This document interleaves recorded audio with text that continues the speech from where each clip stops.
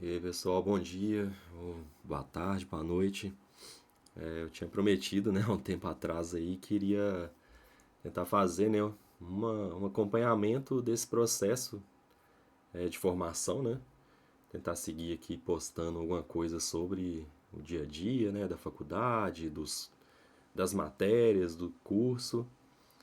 E acabou que não deu, deu muito certo, né?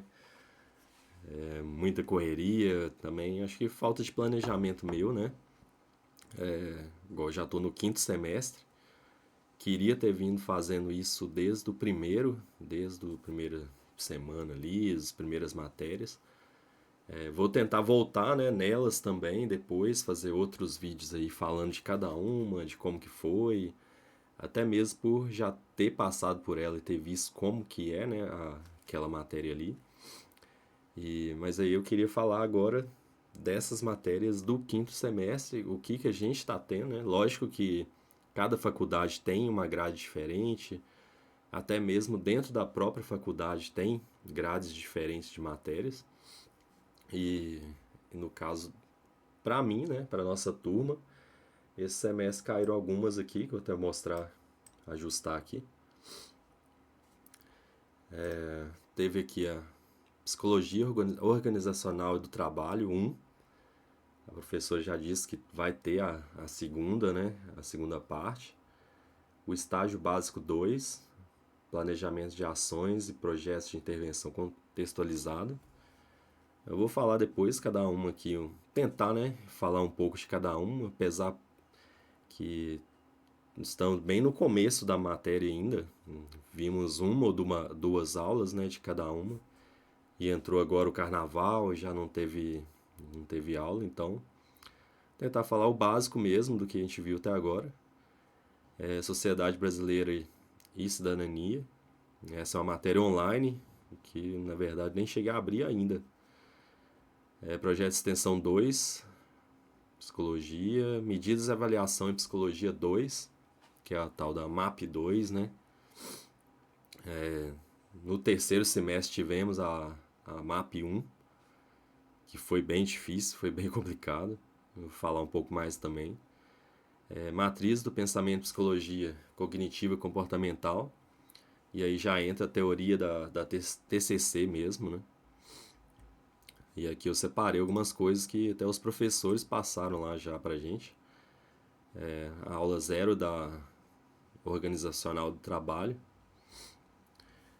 E aí na primeira aula ela até deixou uma mensagem lá que foi até bacana pra gente assim, né? Que é essa aqui: conhecer as regras do jogo é metade do caminho para a vitória. A outra metade é saber usar as regras. E aí ela fala, né, sobre a questão do conhecimento, né, e também do aplicar o conhecimento, né? Você pode pegar aí qualquer regra, né, de qualquer jogo, sei lá, um xadrez, um dominó, qualquer coisa aí, conhecer todas as regras e não jogar, né? Tipo, a metade você já sabe que é as regras ali. E a outra metade é você aplicar ela, tipo, chegar ali realmente na prática, aplicar e fazer aquilo, a teoria e a prática, né? E então, uma outra coisa, ela perguntou das expectativas, sugestões, né? No caso, ela mesma já esperava, né? Tipo, visto que muita gente entra na faculdade com a visão de ir para TCC, ir para clínica, psicanálise, hospitalar, alguma coisa assim. E ela questionou lá, né, quantas pessoas teriam interesse em ir para organizacional. E eu entendi que, comparado com o número da turma, né, tinham quase 50 pessoas, muito poucas têm o interesse de ir, né? E eu fiquei pensando nisso, por quê? E no meu caso, talvez seja uma questão da vivência mesmo, né? Das empresas que eu passei, dos psicólogos que eu tive contato dentro delas, e o que eu vi que, tipo, parece que não tem uma aplicação específica da psicologia nas organizações, né? Até mesmo por questão da demanda das empresas, né? Elas têm que produzir, têm que lucrar, têm que fazer ali os funcionários renderem mais, né? E aí entra essa questão que eu percebi, né? Falando do meu ponto de vista, né? Não estou generalizando, porque eu sei que tem profissionais nessa área que fazem um trabalho muito bom e que conseguem conciliar a psicologia mesmo com a empresa, né? O que a empresa quer. Só que é meio que uma balança, né? Tipo, o que a psicologia tenta propor e o que a empresa está buscando ali, né? Que é o aumento, né, da produção e tudo, porque é um mercado assim, né? A empresa não vive, tipo, só do bem-estar. Ela precisa vender, ela precisa lucrar, precisa competir. Então, talvez essa cria um pouco dessa distância, né? Dessa visão mesmo da gente que, como eu estava como funcionário ali na empresa, não conseguia ver a aplicação prática da psicologia, talvez via indiretamente, mas sem saber, né? Da psicologia nesse ambiente organizacional, né? E foi uma dessas questões. Outra que ela perguntou, né? O que vem na sua mente quando falamos da psicologia organizacional e do trabalho. E aí vem, cada um respondeu uma coisa, né? Que é outras o bem-estar, o outro é o aumento da produção, o outro ali é a saúde mental, é equilíbrio entre trabalho e bem-estar, né? E cada pessoa vai ter, né? Vai ter ali uma forma de enxergar essa situação ali. Uma questão, como psicólogo em construção, consigo enxergar possíveis intervenções no meu trabalho? Aí foi um questionamento, né? Que como a gente ainda está estudando e a maioria, né, trabalha igual eu, né? Trabalha em outra empresa que não está ligada à psicologia, mas que já começamos a observar, né, aquele ambiente ali, aquele meio e, e tentar ver se consegue propor alguma coisa ligada à psicologia naquele ambiente, né? E foi um questionamento que ela fez também. Aqui foi uma apresentação das 4 unidades, né, do que será visto. Para não ficar muito longo também essa parte, vou pular esse aqui. Levantamento conhecimento. Ela passou esse questionário aqui para a gente já ir, né, tentando buscar conhecimento, buscar algumas respostas sobre o que a organizacional do trabalho tem a ver, né, tipo, com a psicologia, como que é feita as intervenções, né.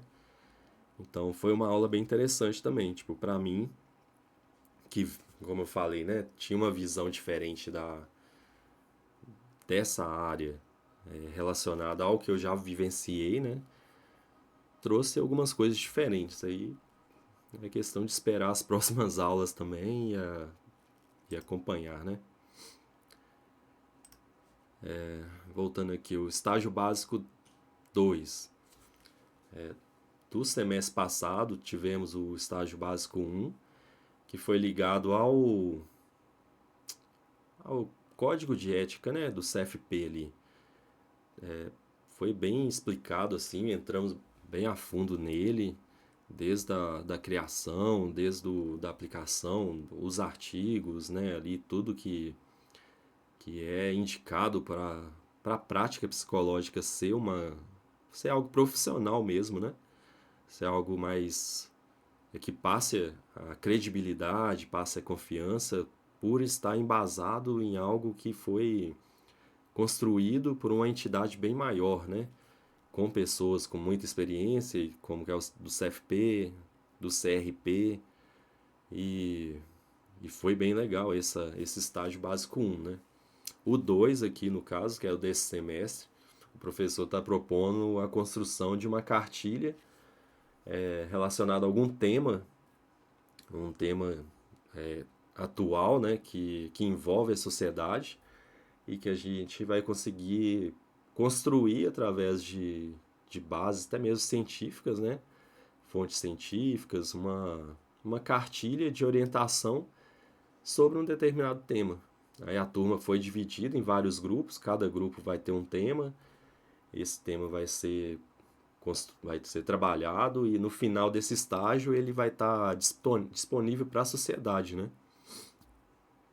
E eu acho que vai ser bem interessante porque são temas bem que estão tocando muito a questão da sociedade, né?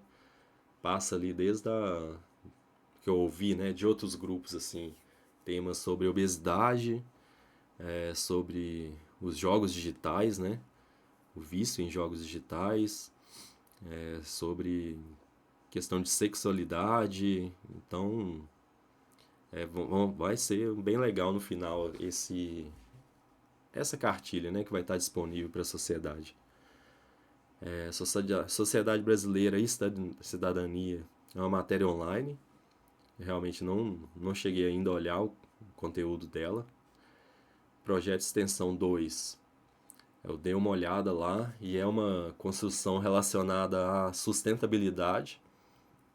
E assim como o Projeto Extensão 1, ele é voltado para, como o próprio nome, né, extensão, ele estender o conhecimento da faculdade para a sociedade. Ele entrar ali e tipo, ele sair das portas da faculdade e ir para a questão de conseguir conversar com a sociedade, levar o conhecimento, e que nesse caso é um tema sobre sustentabilidade e tem que estar embasado também em alguns itens propostos pela ONU, que é alguns temas objetivos, né, que tem objetivos de ser alcançados até 2030.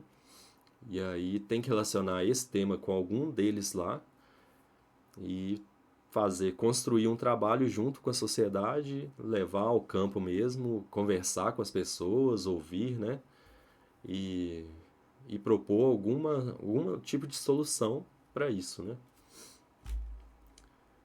Medidas e avaliações em Psicologia 2, até tem um material aqui, que ele, como eu falei, do 1, tivemos o 1 semestre, no terceiro semestre, é uma matéria bem difícil, uma matéria bem, um conteúdo bem denso assim e um pouco distante, né, do que a maioria tem convívio, bem relacionado à matemática mesmo, a conceitos de matemática, conceitos bem abstratos, né, sobre matemática e sobre medidas, né, medidas, avaliações, como é construído um teste, os processos que são passados para um teste ser validado, né, até chegar lá no SATEPSI e tá lá disponível para um profissional poder comprar ele, baixar, né, colocar ali seu CRP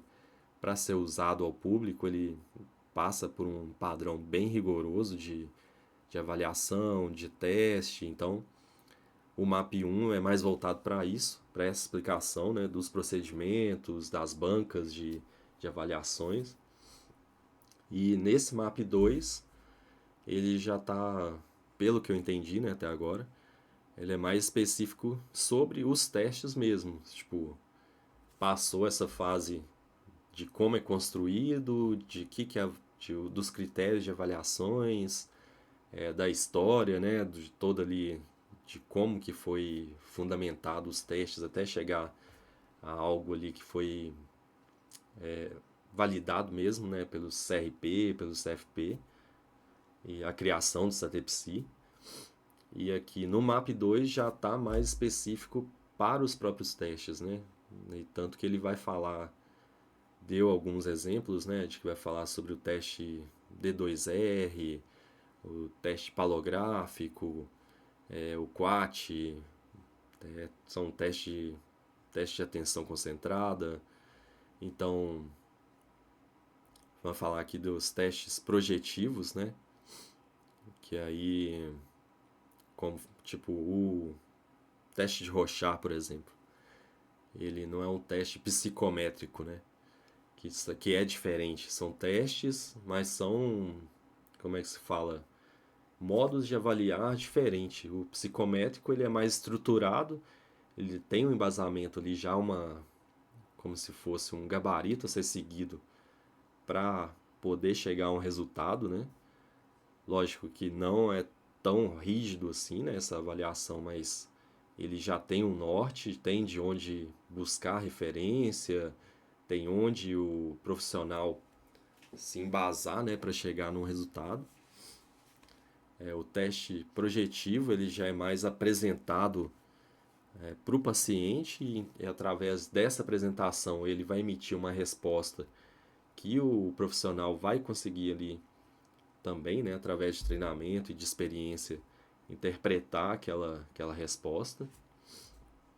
E os testes vai falar de teste coletivo, que é uma questão de até mesmo de poder ampliar, né, o tempo, né, aproveitar o tempo de testes que podem ser aplicados em mais de uma pessoa ao mesmo tempo, né? Por exemplo, aqui próximo tem a Fiat e ela faz ali os processos seletivos que anunciaram recentemente 1.200 vagas para operador de produção. E aí imagina aplicar um a um teste, tipo chamar cada um ali um por vez, aplicar o teste, corrigir, chamar outro, 1.200 pessoas.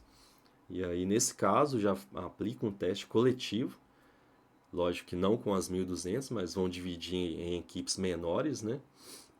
E aí esse teste é aplicado, ele também consegue ser avaliado no modo geral ali, dando condições, né? Tem que ter um ambiente favorável, tem que ter uma postura ali, né, do aplicador também que vai conseguir conduzir esse teste ali, ele tem que ter uma experiência para isso. O teste individual, que aí já é mais focado numa pessoa, né? Por exemplo, um paciente de um psicólogo que ele resolve aplicar aquele teste ali. Ele já é mais direcionado àquela pessoa.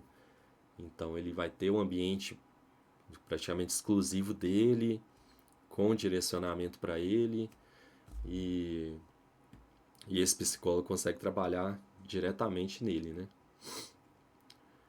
E aqui são outras informações que relacionando ao tipo de escolha, né, dos testes, porque cada teste está mais direcionado a uma área, né, cognitiva, então vai depender muito no processo seletivo, né, de exemplo, a função de coordenador de linha de produção, tipo, aí ele vai ter requisitos ali que vão ser especificados, né, que vão estar ali meio que já predispostos nisso, e esses requisitos vão ser critérios de seleção para os testes que vão ser aplicados nele, né?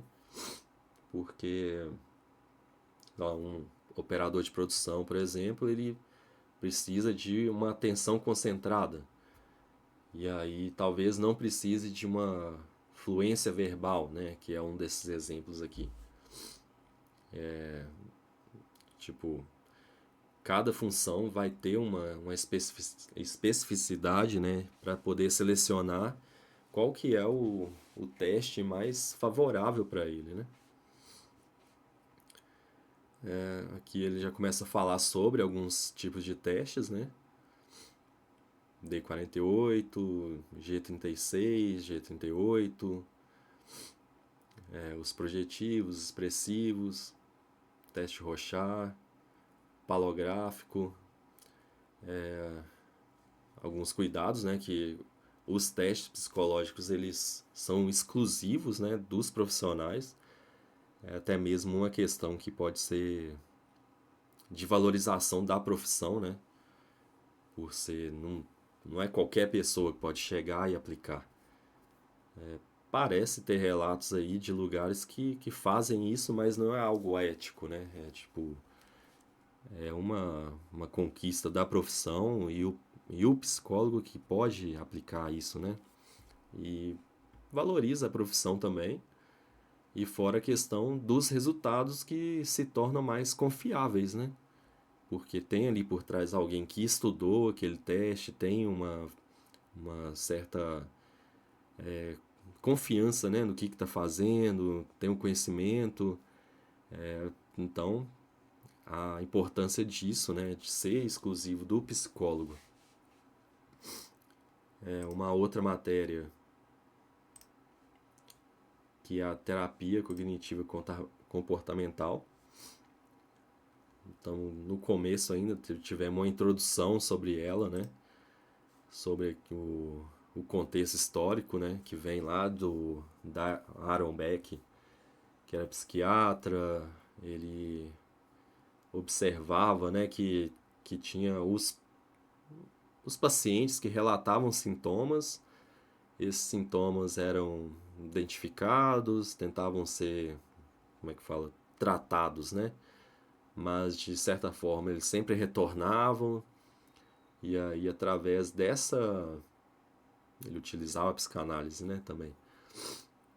Ele tipo pensou, né, nessa questão, como que alguns sintomas eles são identificados, são tratados, mas sempre retornam, né? E aí ele começou a construir a sua própria teoria, né? A cognitiva comportamental, que ela é mais embasada na... Não embasada, ela é bem estruturada, né? Ela tem uma estrutura, ela tem protocolos de segmento na atuação. Então ela começa desde uma avaliação ali, a conceitualização do caso, né, o diagnóstico, antes lá a anamnese. Então passa por essa parte, leva ao tratamento, define objetivos, né, usa psicoeducação como forma também de tratamento, a reestruturação cognitiva é o segmento revisão de objetivos, prevenção a recaídas. Então, é um modelo que realmente tem sido, né, bastante falado atualmente, e não é à toa, né, por conta de ter trago mais resultados positivos, né, e ter sido mais efetivos e numa velocidade mais rápida, né, que é às vezes o que o paciente procura, né.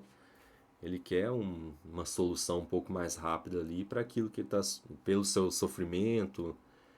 Então, essa teoria, segundo o professor lá, que ele também atua nessa área, ela tem sido muito elogiada e bem vista atualmente, né? Não desconsiderando as outras que também têm seu papel e sendo bem aplicadas também trazem resultados bons, né? Mas falando dessa matéria, é o que tem sido visto, né? Aqui outras informações sobre conceitualização e conceituação, modelos de psicoterapia, que ela utiliza bastante o foco na pesquisa empírica, né? A validação por estudos clínicos, abordagem orientada para resultados, adaptação e evolução contínua de técnicas e intervenções, padronização e replicabilidade de intervenções e técnicas. Então, para mim, né, tem no momento até agora que eu tenho visto, é o que tem mais feito sentido para mim. Talvez siga, né, nessa teoria e adote como abordagem, mas tenho outras ainda para ver e por enquanto não tenho assim nada realmente definido, né? São aqui, né, a questão do que se fala, né, bastante sobre a crença central dela ser rígida, né, que ela é algo formado ali, que ela como se tivesse uma pirâmide, ela está ali na base, né, na base daquela pirâmide, sustentando, né, todo o processo cognitivo daquela pessoa. Tem uma crença intermediária, que seria meio que os pressupostos ali dela, a, a, os pensamentos automáticos, que diante de uma situação ali, esses pensamentos automáticos eles são os primeiros, né, a aparecer. E desses pensamentos automáticos são relacionados ali às crenças intermediárias e até chegar à crença central e que leva a um esquema que é chamado de esquema cognitivo, né? E aí cada esquema cognitivo dessa pessoa vai ter um nome e esse nome vai ramificar ali de acordo com as suas crenças intermediárias, né? E no caso aqui desse processo, né, essa situação ela passa pelo pensamento, tipo, leva, né, a trazer um pensamento automático que toca na crença intermediária, que é gerado pela crença central.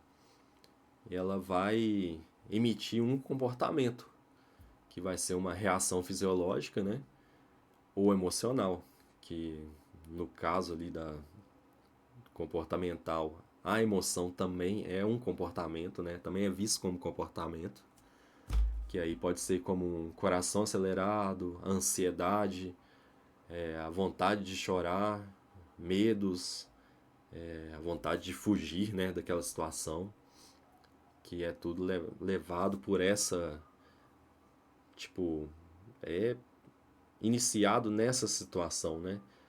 E através desse meio aqui, que é constituído o sujeito ali, né, desde a infância, das experiências que ele foi vivido, que ele teve vivido na adolescência, na fase adulta, o que foi reforçado, né, nessa situação, e vão levar a reações fisiológicas e emocionais. E, e como sempre é falado, né, pode ter a mesma situação aplicada em vários sujeitos, e cada sujeito vai ter uma reação fisiológica e emocional diferente, porque a crença central dele será outra, o pensamento automático será outra. Então, se fizer um experimento aí com uma situação e aí pegar vários sujeitos, cada um vai reagir de uma forma diferente. Então, acho que eu falei um pouco aqui de todas, né?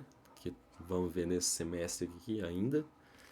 Espero conseguir voltar aqui com mais, né? Com mais frequência e porque já tem muito trabalho aqui de cada uma dessas para fazer. E espero conseguir voltar aqui e falar mais um pouco. Se caso alguém tiver ajudado alguém, comenta aí, não sei, dá uma dica aí do que eu posso melhorar também. Vai ser legal esse processo, né? É cansativo, como sempre, mas é legal. Quem tiver no mesmo semestre, tiver grades diferentes, quiser comentar aí, pode ficar à vontade, eu agradeço. E obrigado aí pela atenção e até mais aí. Valeu.